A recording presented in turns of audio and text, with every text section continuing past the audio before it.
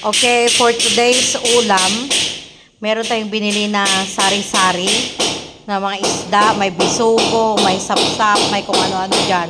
So, ipapaksiw natin yan. Paksiw natin. And then, may binili tayo ng 1 kilo na hipon. Sisigang na ulit natin para may sabaw.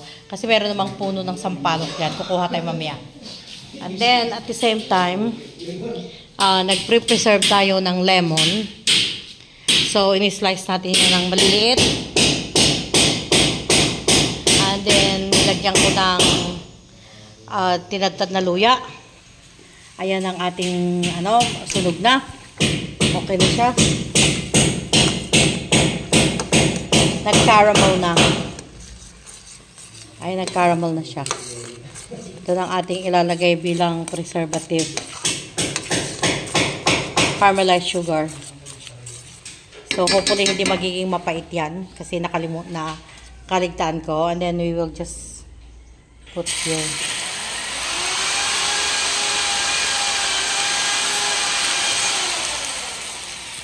And then, kung gusto mong mag-tsaa, mag-lemonade, mag-tea, lagay mo lang siya.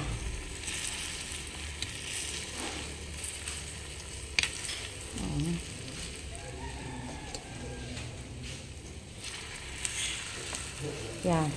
Pero dahil mahirapang papasok yung lagyan natin ng tubig tong hindi. So, we're good. Yan lang po yan.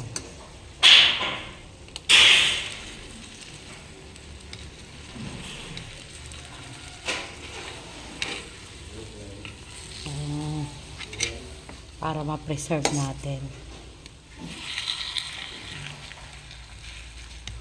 Diba? Yan, para-paraan lang po. Dahil wala tayong refrigerator.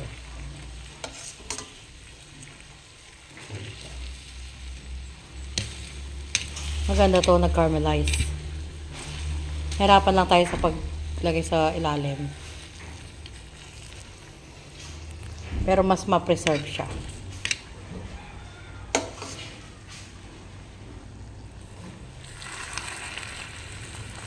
Yan. Yes. And then, I'll get back to you guys. Mahirap talagang walang videographer. Kaya magulong aking video. At hindi pa nalalagay sa sentro. Pero, di bali, it's fun naman. Di ba? So, we keep putting this hanggang malagay sa ilalim. Ayan. Para anytime na gusto mong mag-tsaa, kumuha ka lang yan. Isa, 2 piraso, ilagay mo sa tsaa mo. O di may lemon ka na. And then, lemon flavor na. Tapos, meron pa yung ginger. O, either mag-tea ka o kaya ilagay mo lang sa mainit na tubig. Yun na lang inumin mo sa umaga. Right. So, I'll get back to you guys. Taga ni Marciana, taga-benta ng merienda. Ano yan? Chicken. Shanghai. Ay, banana cake.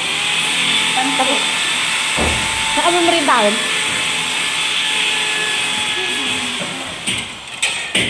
Lara, wala taman yung chicken Shanghai mo. Hindi mo manungay, teta. Lilima na ka. Kapit, atagayin mo isang dyan. Papahingi muna ng 2, ganon. Para tikna. Hanga maka-breakfast na natin tao, no? Lunch na. Nagdasukan kaya magsuka. Sarap. Nya, okay? We know. At ano lang aja ko na. Yay. Yung wrapper na pero masarap. Lasang-lasa yung chicken. Saan kami nung na-impis lang kami nung bigat pa lang ito. Nga. Kaya lang banana Q. Mapisang. Agala ka di, come on, Doms. Agala ka naman din pansit. Ay, hindi makadumog. Mano nga banana? Lawrence! Pansit, kaya damit na kita. Lawrence! Edgar! Kaya ka nang kita ti kaninyo, no? Maliyo kaya sa anan. mo? Kaya mo? Ayaw ko na ayuta. Ayuta lang ba na nagtutiket ko? Ang saba. Mayak ba na kuya? Mga nakikanap to ramdama.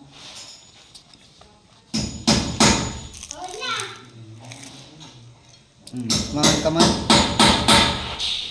Nyak-nyak da.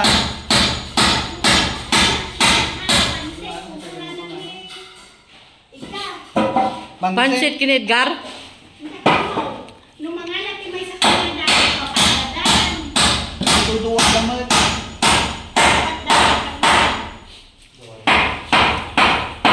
Awan ni sangon. Ay, nagbayag na mo tayo kadugtungan niya kaya't dangay. Pansit man. Pansit ka na Shanghai lagi yan. Tatrabaho mo Chibangi. Pansit latan. Bainik sa gawin ko lang ata. JR, gusto niyo magmerienda? Ha? Sige po. So, hindi bibili? O, sa susunod na kaya't merienda. Ay, siya kaya Mabain dami ako. Kasi naiti ko binayadan kang kababain. At danaksit na isungot inala na dahi. Ni Dumi man. Mas gawak ka. Lawrence! Pansit ka, wano banana Q, wano Shanghai? Pansit. Pansit ka no. Kita Boyet! pansit man tinala dadi. Boyet! Nyakayat mo, pansit, Shanghai, banana Q.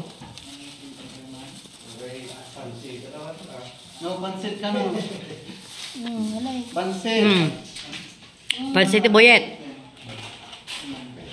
Ay, nangyadyak mo nga liberty ko karne manang. Ay na, day tangit te kukwenda ka tabigat ka no paila. Ngay so nga Malon? wow. Sigurado ka no bigat. Isupay mo. Kanya ibaga dagi ginapor. Isupay mo tayo sa kasi dami, baglaki tigim matak, ano. Tulo bigat to. Wala na po ka manggawa kanya sa. Bigat. Anya ti ko na ni JR kayat na awan. Ah, may gusto ka wala? Pansit. Pansit. Pansit ka na. Pansit banana Q, ano? Okay sa pumal. Kampot ako ko naman. Han awan ti kahit ni JR, okay. Daging nga duma, as mamanduming no niya no kayat daligon kini ko aja may sak. Kadag merienda no anda kayat, it's okay. Alang nga naman napilitin kung ayaw. Okay Gusto lang yung magmerienda, ano gusto niyo? Pansit o banana? Ay, mga lalatay sila ko magandam. Ano doon magandam. Kasi mo may ano. Pansit na lang daw. Dua.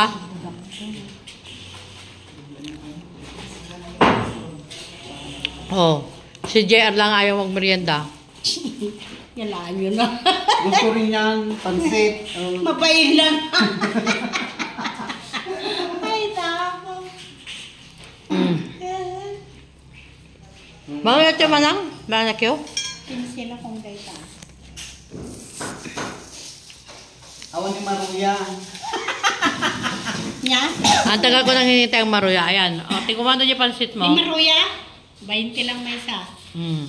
15 yung banana Q. Tapos yung 20. Yung pansit. Nangal ka merinda mo? Nangal ka merinda mo? Datoy? Muntap na kaya ko ti mga tinapoy. Kahit kung sila J fish. Siguro doon. Manaming bayadak. Punta mo na. 246. 246, 120 na ito. 120. Plus 15. Hindi, magkinain ako ng ano. 35, 40, Adakin ako, aduwa ka Shanghai. 160 naman. 160. 150 amen? 160. 160 amen? Okay. Tama, 160 lahat yun. 160 plus 120. Apay, dapat ut. Nag-ibas mo, maruya ni ate. Ate. Sok! Agasan lubag ko to. Sarap po.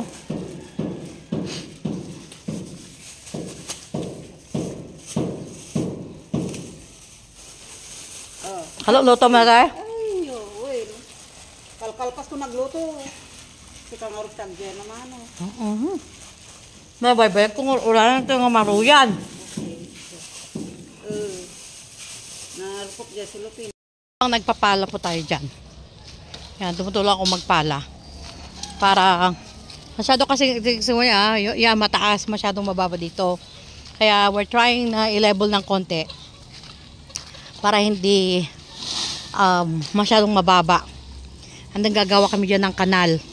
Para hindi ito nababasa pag tag-ulan at nagiging malagkit. Malagkit kasi yung lupa dito. Kaya tumutulong ako dyan na magpala. Pero, kain muna tayo ng maruya. Sarap-sarap ng maruya niya. Ay, grabe. Ang sarap ng maruya niya, Doms. Hindi na kamaruya na rin. Oh my gosh, ang sarap ng maruya niya.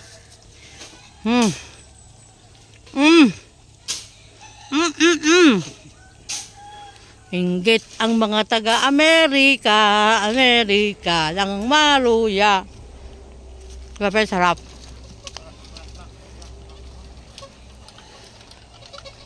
It's so good.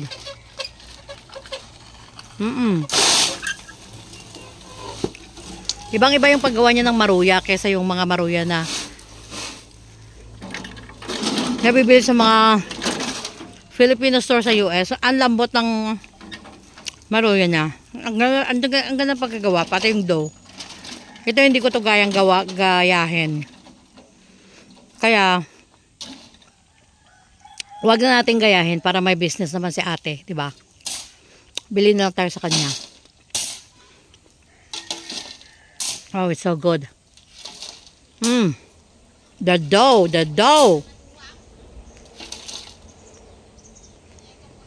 So perfect. So, i-video ko daw sila na gumagawa ng harang para ma-level itong side ng bahay. Kasi pag masyadong mababa, pag umuulan, lahat ng tubig napunta dito. So, nagiging masyado siyang maputik. Kaya i-level nila, ay ito yung gumagawa sila na ganyan. Instead na, sa Tagalog yung landok? Ha? Instead na baka lang gagamitin, ayan, kawayan ang ginagamit nila. O, yan, o. Yan, gusto nila i-video ko daw sila para maipakita raw yung lumang pamamaraan ng paggawa ng ganyan, na kawayan lang ang gamit. O, di, sige. Ayan, video sila. Itong mga masisipag nating mga boys dito sa San Luis. O, ayan si Doming. O. Kat, madim kaya atin, baga kang masisipag. O. Kumutra. Wow, thank you No, dato mo na sa daw tako ka 200. Masisipag, wino masisiba. Ito yung mga boys na masisipag talaga. Ayan si Edgar, yung sinasabi ko, kahit hindi siya pwede siyang hindi magtrabaho pero nagtatrabaho pa rin.